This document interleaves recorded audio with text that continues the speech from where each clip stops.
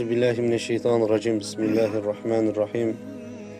İnnel hamdülillahi nehmeduhu ve nestainuhu ve nestağfiruhu ve na'udzu billahi min şururi enfusina ve min seyyiati a'malina. Men yehdihillahu fela mudille lehu ve men yudlil fela hadiye lehu ve neşhedü en la ilahe illallah vahdehu la şerike lehu ve eşhedü enne Muhammeden abduhu ve rasuluhu ve habibuhu. Amma ba'd. Esselamu aleyküm ve rahmetullahi ve berekatuhu.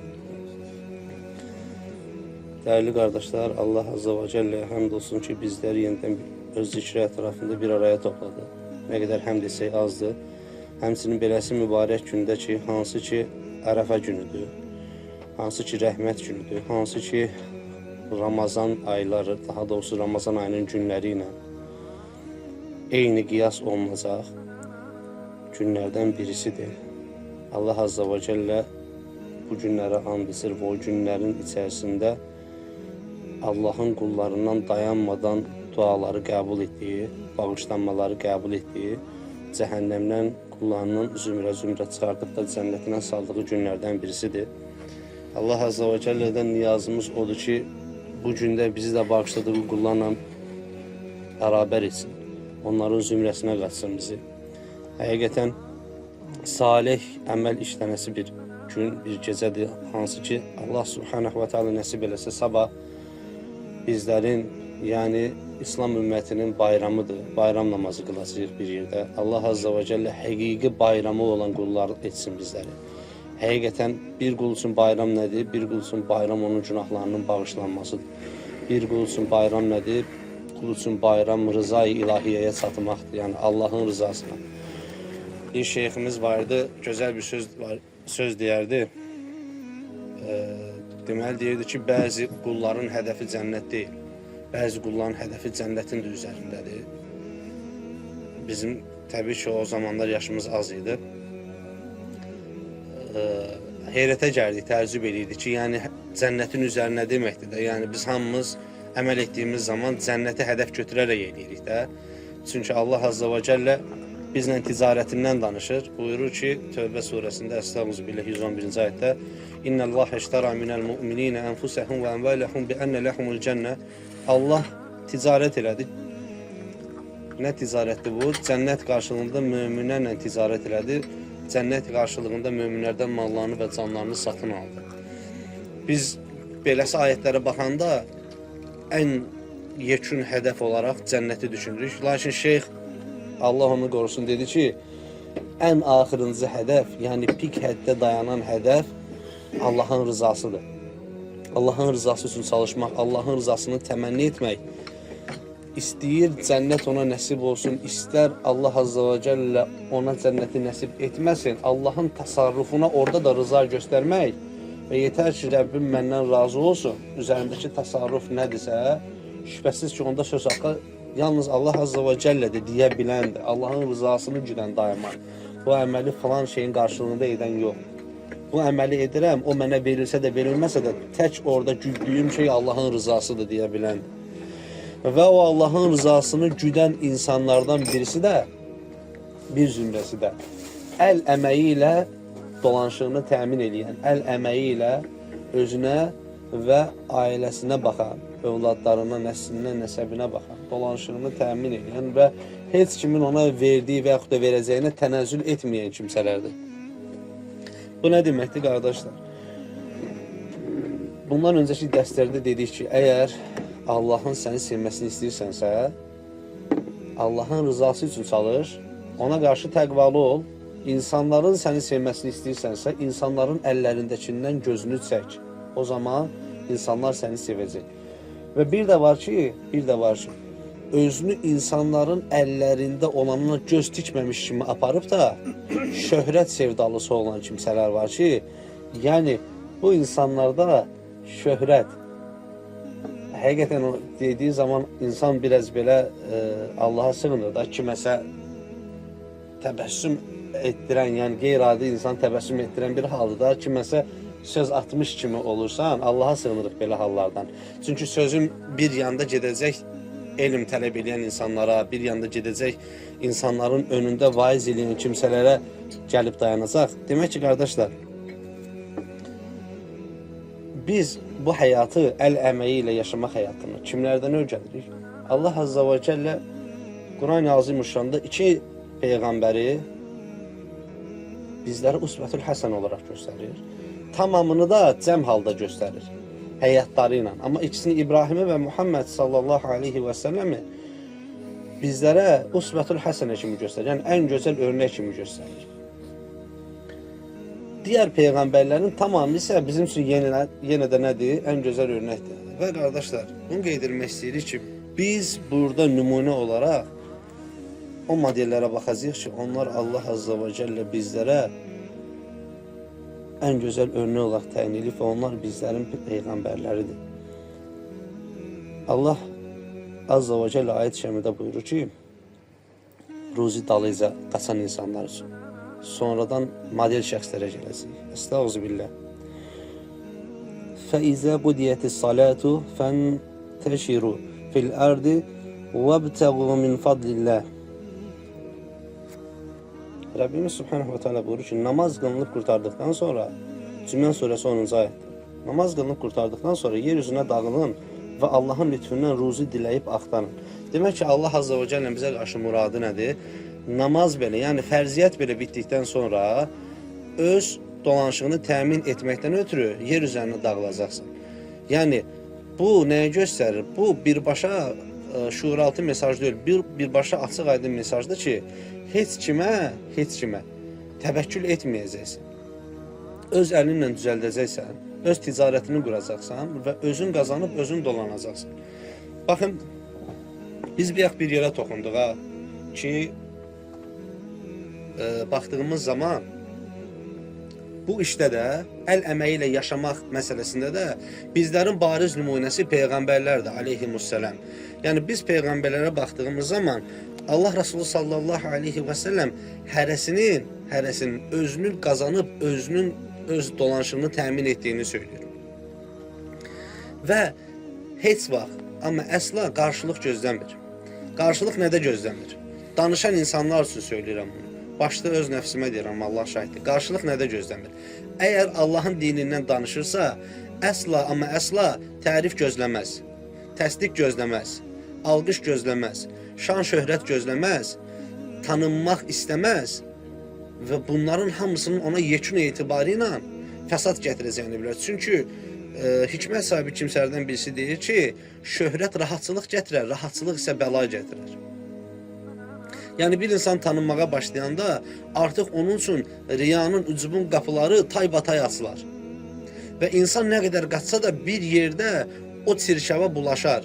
Bədəni olmasa da, libasının yuxarı hissəsi olmasa da ayak ətəkləri ona bulaşar. Ve bu bir müddətdən sonra onun için get-gedə bütün bədəninə yayılmağa başlayar. Hansı ki daxilində qəlbini əsir aldıktan sonra onun danışdıkları artıq Allah üçün olmaz, insanlar üçün olar. Lakin həqiqi haqq sevdalıları, lakin həyatına axirət pəncərəsində baxan, həyatında axirət indeksi olan kimsələr buna qarşı çıxır. Buna qarşı çıxmaq necə olur? Danışdığını Allah'tan bilir. Şöhrəti sevməz, şanı sevməz, onlardan qazanacağı şeyləri, yəni insanların onlara belə deyək, maddi yardım etməsi, insanların onlara əl tutması, insanların onları maaşa bağlaması ki, bunun şaxələndirilmiş formada birazdan daha da inşallah açıq aydın danışacağıq. Burada zərurətlər var. Bunları sevməz. Çünki biz peyğəmbərlərimizə baxdığımız zaman bizim peyğəmbərlərimiz, Allahın salamı onların tamamının üzərinə olsun, biz onları dəmirçi görərik. Biz onları bənna görərik. Biz onları həkim görərik, təbib görərik. Biz onları xurma lifindən səbət toxuyub da bazarda satıb keçimini sağlayan görərik. Onlar Allahın dinindən danışar, amma Allahın dininin üzərindən qazanmazlar. Anlaşıldı nə demək istəyirəm? Allahın dini ilə danışarlar, amma Allahın dininin üzərindən keçimlərini sağlamazlar. O qapını qazanc qapısı eləməzlər. Əgər birisi o qapını qazanc qapısı eləyəcəksə, danışdığı haqq ola bilər. Danışdığı haqq ola bilər, lakin iman etdiyi həmin haqq deyil. Necə ki Peyğəmbər sallallahu aleyhi və səlləm hələ Peyğəmbər gəlməmiş, lakin tövhiddən şeirlər yazan bir şair üçün nə deyir? Deyir, özü iman etmədi, yalnız şeirləri iman etdi. Daha doğrusu şeirləri iman etdi, lakin özü iman etmədi. Yəni bu insan danışdığı şeylər haqq ola bilər, amma qəlbində göstəriş varsa, amma qəlbində mən bunları danışım, mən canlı yayım eləyim, mən belə deyək, ekrana görüntü verim. Bunlar zərurətdən ola biləsi haldır. Bunları eləyən insanlara, qardaşların tamamına nələrsə şamil etmirik. Allaha sığınırıq. Lakin özləri bilir kimlər, yəni özləri bilir. Biz bilmirik kimlər deyirik, amma özləri bilir bu sözlər kimlərin sahibi də özləri bilir onu. Biz heç kimi nəzərdə tutmuruq. Qəsdimiz heç kimdə deyil. Və yaxud da dediyim ki, qəsdim birinci nəfsimdir. Nəfsimi başa qoyaraq deyirəm. İnsan danışdığı zaman tanınmaq üçün, məqam üçün, karşılığında bir şeyler alacağı şey için danışırsa, vay onun kimsenin halına, vay onun halına ki, o insan dünyalık umaraq ahirətdən danışır. O insan, qoy insanlar məni tanısın, bir yere getdiyim zaman məni görəndə ayağa qalxsınlar, zəkatlarını verəcəklərsə mənə versinlər, sədəqələrini verəcəklərsə mənə versinlər, xüsusi bir yardımlar olacaqsa və s. və ilaxır kimi dünyəvi mənfəət təşkil edən şeylərdə məni ön plana çəksinlər deyə düşünərək Allahın dinində addımlayarsa, onun addımlaması ona yorğunçuluqdan bir şey gətirməz. Onun addımlaması həbadan başqa bir şey deyil. Ömər radiyallahu anh kilsədə ibadət edən papazı görüb, o Hristiyan rahibi görüb nə dedi? Gâşiyə surəsinin həmən ayətin. Çox çalışdı, lakin nə oldu? Heç bir qarşılığı olmadı. Yoruldu, saçı saqqalına qarışdı, ağardı, qocalığını Allahın dininə ibadətdə keçirdi, ancaq boşuna. Çünkü Allah Azze ve Celle bizlerin libaslarına bakmaz. Allah Azze ve Celle bizlerin kalplerine bakar. İnsan ona göre Allah'ın dininde eğer istigrar edirsə, həqiqətən o özünə daxili mühasibət eləməlidir ki, mən Allah üçün mü bu dindəyəm? Məsələn, insan ailəsinin dolanışığını təmin eləmirsə, o qədər gedib məsciddə birinci səhvdə yer tutsun ki. Ömər radiyallahu anh gəlir, görür 3-4 dənə gənc oturub, namaz bitib, fərzlə fərzin arasında da bildiyimiz üzrə vaxt var. Deyir ki, siz burada neyinirsiniz deyir, artıq fərz bitib, cemaat namazını qıldı və dağılışda hərə öz çörəyini qazanmağa, əsnaflar öz yerindən tacirlər yollarına davam etməkdə və siz burada neyinirsiniz deyir, biz təvəkkül əhliyik. Ömər radiyallahu anh da onlar deyir ki, siz təvəkkül əhli deyilsiniz, siz təəkkül əhlisiniz deyir. Yəni siz Allaha təvəkkül eləmirsiniz, siz insanlara təvəkkül edirsiniz ki, bizim məsciddə gəlib zəngin müsəlmanlar görəcək ki, biz miskinik və birinci səhvdə oturmuşuq. Bizi qırağa çəkəcək və yaxud da bizi spüsək alacaqlar ki, qoy bunlara yardım eləyək, qardaşlar işsizdir. Allah Azze ve Celle'nin sənin üzərində hansı neyməti yoxdur ki, sən insanlara təvəkkül edirsən. Ayağın mı tutmur, əlin mi tutmur? Mən bir ayağı olmayan, yaşlı corab satan insanlar görmüşəm. Onlardan daha mı yani sənin bədənin çəlimsizdirmi? Daha mı naqisdir ki, sən Allaha təvəkkül eləmirsən, insanlara təvəkkül edirsən? Ona görə qardaşlar, biz bu işdə peyğəmbərlərə baxacağıq. İnsanlar Allah aleyhisselam, o şəxsiyyətləri Allah Azza ve Celle seçmişdir. Lakin biz İsa'nı öz əlinin əməyi ilə qazanan gördük. Davudu dəmirçi gördük. Peyğəmbər sallallahu aleyhi ve sellem buyurur. Buyurur ki, Əbu Hüreyrə rivayet edən hədisdə Nəbi sallallahu aleyhi ve sellem Davud deyir, qardaşım Davud aleyhisselam yalnız əlinin əməyi ilə qazandığını yiyərdi. Amma nə eləmişdi? Calutu devirmişdi və bir mirasa sahib idi və peyğəmbərlik verilmişdi və qövmünün ağasıydı, onunla bərabər öz əlinin əməyi ilə qazandığını yiyərdi. Amma bugün müsəlmanlar Allahın dinini istismar edirlər. Bugün müsəlmanlar Allahın dininin altında yatan şeylərdən istifadə edirlər.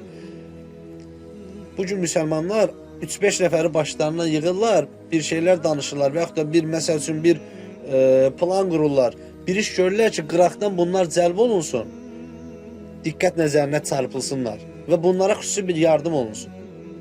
Bugün müsəlmanların arası, bugün hətta bir-birinə yaxın olan kimsələrin arası zəkat məsələsi üçün dəyir. Maliyyə məsələsi üçün dəyir. Niyə görə dəyir? Çünki onlar qəlblərindən dünyanı çıxarda bilməyiblər. Onlar əlləri ilə qazanmaq istəmirlər.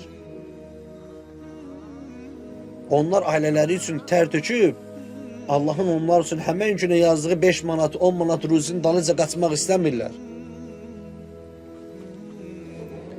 Biz hüsnüzən eləyirik təbii ki. Çünki biz hüsnüzən eləyib savabımızı qazanırıq ki, qardaş məscid əhli qardaşdır. Məsciddən yığışmır. Falan, filan. Amma qardaşın özü nə eləyir? Qardaşın özü bütün iqtisadiyyatı məscidin içində qurur. Bütün qazanc yerini məscidin içinə bağlayır.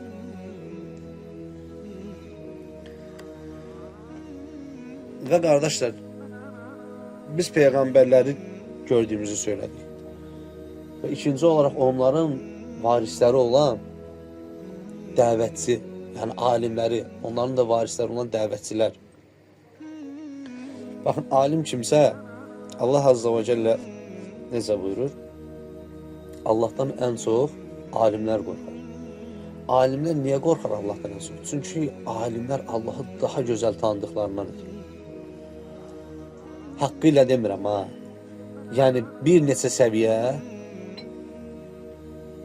daha irəli şəkildə, daha mütləq şəkildə tanıdıqlarından dolayı. Və bu kimi insanlar bir müddətdən sonra dünyalıq mənfəət adına bir yerlərdə bir xəta edirlərsə, artıq vay olsun o avamların halına. Avamlar nə eləsin? Baxın qardaşlar, bir yaxd dedik ki, dünyalıq mənfəəti verildiyi zaman ona göz dikməyən kimsələr. Baxın, burada bir zərurəti qeyd elədim deyə. Bəzi qardaşlarımız var ki, insanların, ümmətin, millətin ona ehtiyacı var. Özü işlədiyi halda, işləyib öz rüzgünü qazandığı, ailəsinin dolanışını təmin etdiyi halda, edə biləcəyi halda və yaxud da bir vaxtlar etdiyi halda insanlar onu işləməyə qoymurlar. Deyirlər ki, qardaşım, nə qədər maaş almırsan, ailənin dolanışını təmin etdiyi maaş nə deyil? Biz onu sənə veririk, Allahın izinə. Yəni, sənsən də, yəni bir dənə güvəndiyimiz, tanıdığımız, elmli bildiyimiz insan sənsən. Və yaxud da bir neçə nəfər var ki, sizin üçünüzü də, və yaxud sizin dördünüzü də Allahın izi ilə biz maddi olaraq, maddi təminatla sizi dəstəkləyəcəyik. Siz işləməyin, ancaq mütaliə eləyin və irşad eləyin insanları. Və məcburiyyətdən dolayı həmən insan öz işini tərk edir və qardaşlarının xahişini yerə salmadan həm mütaliə edir, həm də irşad edir insanları. Yəni, öz elmi ilə faydalandırır, bölüşdürür. Bu artıq başqa mövzudur. Bu, gözün tikməməkdir, tənəzzül etməməkdir. Bu, ehtiyac anında insanlar tərəfindən məcburən o vəzifəyə gətirilib, o konuma gətirilib və orada maaşla təmin edilən insanların halıdır. Yəni, onlara bir beis yoxdur Allahın izindən. Hansı ki, növbəti illərdə qəlbləri dəyişməsə, qəlblərə həmən gələn maliyyə örgəşməsə, yəni sıxıntı anında onların maliyyəsi kəsilsə, kəsildiyi zaman onlara bir üzüntü gəlməsə. Üzüntü gəldiyi zaman artıq hallarında dəyişmə olursa, demək ki, dünya nisbi də olsa onların qəlbinə yer eləmişdir. Əhl-i Beyt imamlarından birisi deyir ki, Allahın razılığı, rızası onların üzərinə olsun. Deyir ki, insanın qəlbi sıxıntı və əsayiş halında eynidirsə, o insan həqiqi təqvanın birinci mərtəbəsinə çatmışdır. Bax, sıxıntı anında da, əsayiş anında da, əsayiş yəni rahatlıq, rəfah halında da eynidirsə deyir, o insan təqvanın birinci mərtəbəsinə çatmışdır. Bu hələ təqvanın birinci mərtəbəsidir, ilk pilləsidir. Sıxıntıda da qəlbinin halı dəyişməyəcək, əsayiş anda da qəlbinin halı dəyişməyəcək. İkisində də eyni olacaqsan. Eyni ilə İmam Əbu Hənifə nə dedi? Cəmi məsələsində. Aləmlərin Rəbbinə həmd olsun, Allahdan gəldik, ona geri dönəcəyik. Sonra birinci ilk olaraq gəldilər, dedilər ki, cəmlərin batıb şeyik. Sonra gəldilər, dedilər ki, yox, batan sənin cəmlərin deyilmiş. Orada yenə dedi ki, Allahdan gəldik və ona geri dönəcəyik. Yəni, halında bir dəyişmə olmadı. Həmçinin qalan 3 məzhəbin imamlarının da bu halda olduğuna etiqad edirik. Bu qəlbin sahibinin olduğunu etiqad edir o kimsələndə. Demək ki, qardaşlar, beləsi bir qəlbə, yəni səlim bir qəlbə sahib olması. Allah Azza və Cəllə ayət-i kərimədə buyurur ki, Şuara surəsində: "Mə yənfə'u məlu və lə bənun illə mən ətəllaha bi qalbin səlim." Yəni dünyada və yaxud da axirətdə gözünü bu şeylərə tikməyəsən. Nə malına tikəcəksən, nə övladına tikəcəksən, nə var dövlətinə, nə zövcənə və yaxud da zövcələrinə tikəcəksən. Nə dünyada, nə də axirətdə. Allah Azza və Cəllə buyurur ki, "Mə yənfə'u məlu və lə bənun." O gün nə övlad fayda verər, nə də mal dövlət. İllə mən ətallaha bi qalbin səlim, yalnız sənin qəlbdən başqa. Yəni qəlbin səlim olacaq. Qəlbin üzərində çalışacaqsan. Qəlblərin islahı bəzən az danışmaqda olur. Qəlblərin islahı bəzən uzun təfəkkür eləməkdə olur. Qəlblərin islahı bəzən çox dinləməkdə, yəni xeyri insanları dinləməkdə olur. İmam Beyhaqidən rivayət olunur, səhv xatırlamıramsa, İmam Beyhaqi rahimehullah deyir o insanlara təəccüb eləyirəm, deyir, fayda almayacaqları məclislərdə deyir, uzun oturarlar, deyir. Və deyir, yenə o insanlara təəccüb eləyirəm ki, fayda alacaqları məclislərdən də yan keçərlər, deyir. Çünki onlar deyir, mələyyanini sevərlər, deyir, mələyyan əhlidirlər. Yəni, boş danışığın, boş şeylər falan kəs gəlsin, biraz öz işindən danışsın, ticarətindən danışsın. Ondan deyir, sənə heç bir fayda olmadığı təqdirdə deyir, ey Allahın qulu, sənin deyir, ayağını o məclisdə saxlayan nədir? Sənin üçün nə dünyalıq bir fayda yoxdur, deyir orada, nə də ahirətlik. Ondansa deyir, yer üzərinə dağıl, get də ailənin üçün deyir, əl əməyi ilə bir şeylər qazan. Səlman-ı Farisi radiyallahu anh'a baxdığımız zaman ona valilik verilmişdi. Nəbi sallallahu aleyhi və səlləmdən sonra ona valilik verilmişdi. Yəni ki, bizim indiki qiyas eləsək icra başçısı. İcra başçısı olduğu halda insan xurmanın liflərindən səbət toxuyardı. 3 dirhəmə satardı. 1 dirhəmi məhsulun yenidən ala bilməsindən dolayı xərci idi. 1 dirhəmin ailəsinə verərdi. 1 dirhəmi ilə də sədəqə verərdi. Təsəvvür edirsiniz və beləcə öz ticarətini davam elətdirərdi. Öz ticarətini beləcə davam elətdirərdi. Amma icra başçısıdır, Beytulmalda gözü yoxdur. Çünki məktəbi gözəl oxumuşdular. Yəni bu ayət bizim hamımıza aid olduğu halda hamımız sinifdə qalmışıq. Yəni şəxsim adına deyirəm. Allah Azze ve Celle Usvetul Hasenəni göstərir. Muhammed Mustafa'nı göstərir. Xəlilullahı olan İbrahimi göstərir. Və digər peyğəmbərləri göstərir. Deyir, insanlar peyğəmbər ola digər bir insanların əllərində olana göz tikməzlər, deyir. Əbu Hüreyrə yenə hədisdə rivayət edir ki, bu mövzu ilə bağlı. Nəbi sallallahu aleyhi və səlləm belə buyurdu. Hər hansı birinizin belinə bir bağ odun yükləyib satması kimdənsə dilənməsindən daha xeyirlidir. Həmin adam ya verər, yaxud da verməz. Bir bağ odun sənin kürəyində yüklənəcək, onu hansısa bir məsafədən digər bir məsafəyə uzunluğu orada qeyd olunmasa da belə, uzunluğundan asılı olmayaraq belə bir məsafədən digər məsafəyə gətirməyin birisinin əlinə baxmağından daha xeyirlidir, deyir. Hansı ki, sən bilmirsən, həmin adam deyir, sənə verəcək, yoxsa verməyəcək. Yəni, qardaş, tənəzzül etməyəcəksən. Hələ Allahın dininin çalışanısansa, ümumiyyətlə tənəzzül etməyəcəksən. Ümumiyyətlə, nə dilinə gətirəcəksən, nə gözünlə ona tamah eləyəcəksən, heç bir şey eləməyəcəksən. Çünki sən dilinlə Allahın dininin sevdalısı olduğunu söyləyirsən, haqqın sevdalısı olduğunu söyləyirsən, əsla belə bir şeyə yol verə bilməzsən. Onsuz da insanlar bu dəqiqə o qədər bişiblər ki, belə insanları görə, sən bir yerdə biraz açıq bıraxan kimi, bir yerdə büdrəyəsən də usta. Gec, amma tez büdrəyəsən, ya xeyri yoxdur. O zaman artıq insanların nəzərində ağıllı insanların, avamların yox. Ağıllı olmaqdan ötəri də alim olmağa ehtiyac yoxdur. Ağıllı insanların nəzərində artıq gözdən düşürsən. Onlar artıq bilirlər sən kimsən. Ona görə Peyğəmbər sallallahu aleyhi və səlləm bizə burada gətirdiyi nümunələrə baxdığımız zaman görürük ki, həqiqətən Peyğəmbər belə olsan, Adəm belə olsan, Harun belə olsan, Musa belə olsan, İsa belə olsan, hətta iman etdiyimiz o Peyğəmbər belə olsan, ki, məsləyi nə idi? Çoban idi. Sallallahu aleyhi və səlləm. İman etdiyimiz Peyğəmbər belə çoban işləyib öz qazancını əldə edirdi. Onlardan süd və yaxud da ətlərindən və yaxud da baş halında hansısa bir digər bir tacirə, hansısa bir digər alıcıya sataraq oradan pul qazanardı. Ondan sonra da Allah Subhanahu ona ticarətin, daha böyük ticarətin qapısını açdı xanımı Xədicə ilə bərabər və yenə öz əl əməyi ilə qazanmağa başladı. Heç kimin nə malına tənəzzül etmədi, nə əlində olana tənəzzül etmədi. Çünki o, qardaşım deyə bəhs etdiyi Davuddan heylə görmüşdü. Çünki Davud digər peyğəmbərdən heylə görmüşdü. ve hamısı birbirini en güzel örnek olarak kabul ettiğinden dolayı hemen yolu mənimsədilər. Hemen yolu mənimsədilər və gözəl şəkildə də yaşamağa səy göstərdilər. Yenə Nəbi sallallahu aleyhi və səlləm Miqdad bin Mədikbərdən rivayət edir. Radiyallahu anhu teala. Miqdad deyir ki, Allah Resulü aleyhissalatu vesselam buyurdu ki, heç kim əsla əməyinin bəhrəsindən daha xeyirli yemək yeməmişdir. Allahın Peyğəmbəri Davud aleyhissalam da əl əməyinin bəhrəsini yeyərdi. Baxın qardaşlar, saydıq. Davud dəmirçi idi. İsmail ovçuydu.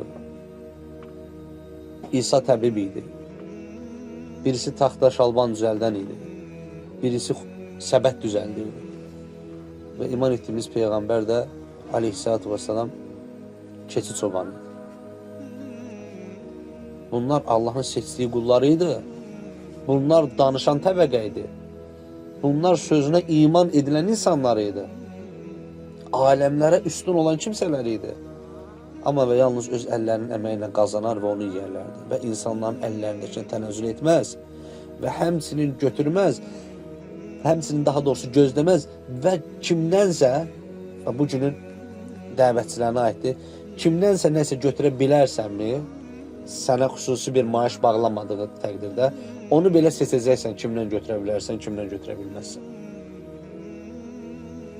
Onun belə seçiciliyində olacaqsan ki, bir insan sənə öz mağazasından nəsə bir hədiyyə göndərirsə, nəsə bir şeylər alıb verirsə sənə, o şey ondan qəbul edilər yoxsa edilməz.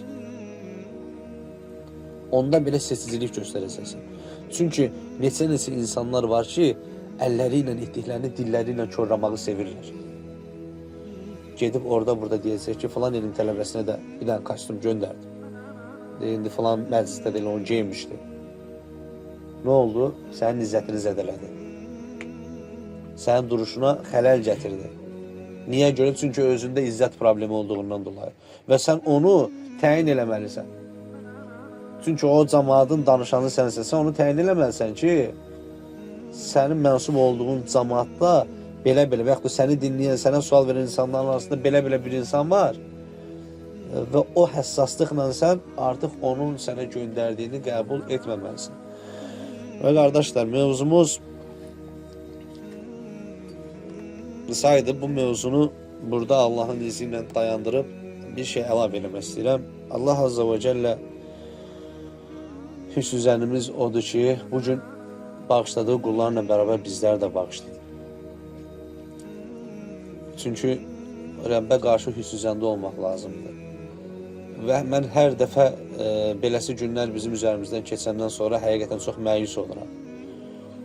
Bir insan necə ki, həcc və ümrə etdikdən sonra zəmzəmin doya-doya içmədiyinin fərqinə varırsa, zənnində olursa, ibadəti doya-doya etmədiyinin zənnində olursa, beləsi günlər də öz bəldəsində başının üzərindən gəlib keçdiyi zaman həqiqətən oturur düşünür. Mən görəsən bu rəhmət günlərini gözəl şəkildə dəyərləndirə bildimmi? Bu Ərəfə gününü gözəl şəkildə dəyərləndirə bildimmi? Peyğəmbərlərin və Nəbi sallallahu aleyhi və səlləmin, bizim İslam Peyğəmbərin, son Peyğəmbərin bu gündə etdiyi dua verirdi. Və Allah Resulü aleyhissalatu vesselam buyurur ki, Allah qatında ən sevimli dua, bu gündə ən sevimli dua budur. La ilahe illallahu vahdehu la şerike leh, lehul mulku ve lehul hamdu ve huve ala kulli şeyin qadir. Ve ahri ve davana inilhamdülillahi rabbil alemin.